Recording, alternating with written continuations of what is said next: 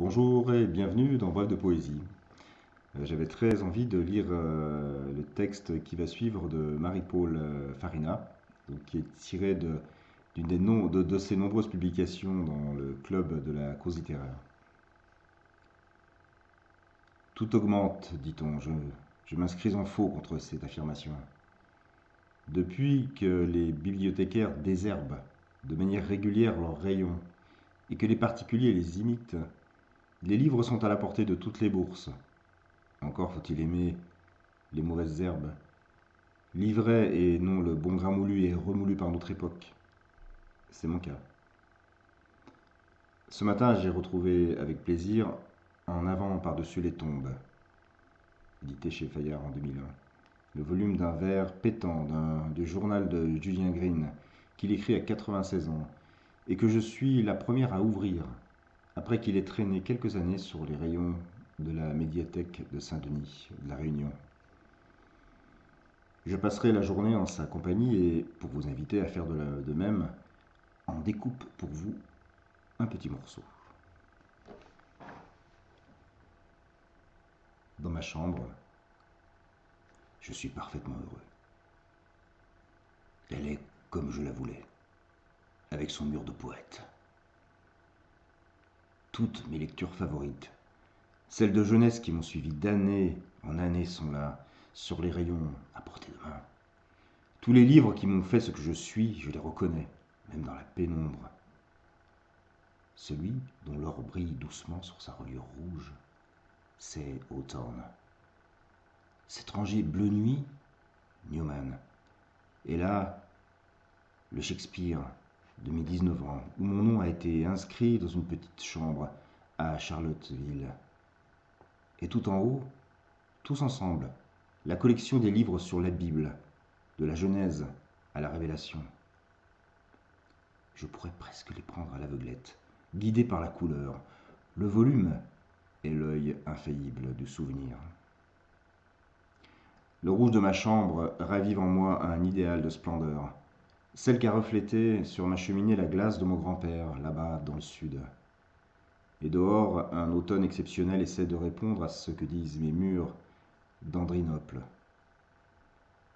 Je suis dans mon domaine comme le roi d'un pays qui s'appelle moi-même, ou le naufragé d'une époque, débarquant seul dans un monde disparu, celui qu'il a en tête.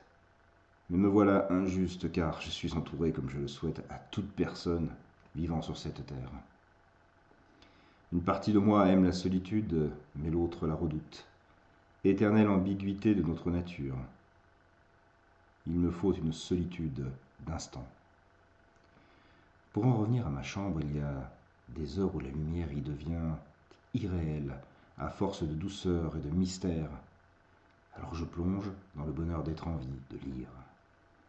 De savoir que tout ceci qui est fragile autour de moi existe, malgré tout, dans la tendresse d'un regard.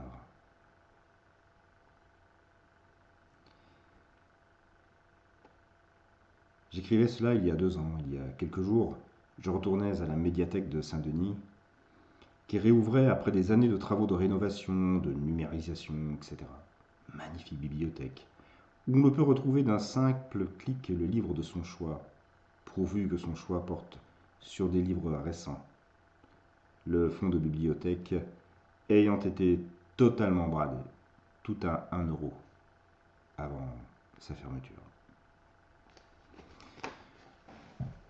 Alors, pour conclure ce bref de poésie, quoi de mieux qu'un extrait d'un texte de Julien Green, tiré de Dionysos ou la chasse aventureuse. Et le dieu s'éloigna. Il n'y avait pas de bacchante auprès de lui, mais de beaux jeunes soldats tachés par le sang et le vin. Le sourire triste avouait l'insatisfaction de leur débauche. Ils marchaient dans les lueurs de la lune et leur peau avait cette couleur pâle dans les ténèbres. Et ils s'éloignèrent. Elle entendit les chants qui partaient avec eux. Je me remémore les acrobates de Subur et les agiles bateleurs du Pirée, les mimes lascifs de la cour d'Aravenne, les danseurs de Vénus et de Carthage.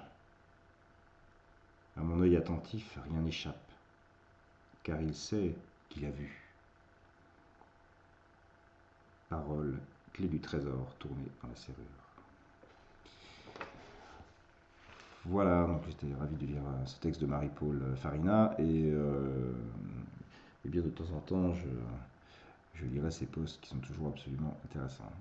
Passez une très belle journée en poésie et à très bientôt.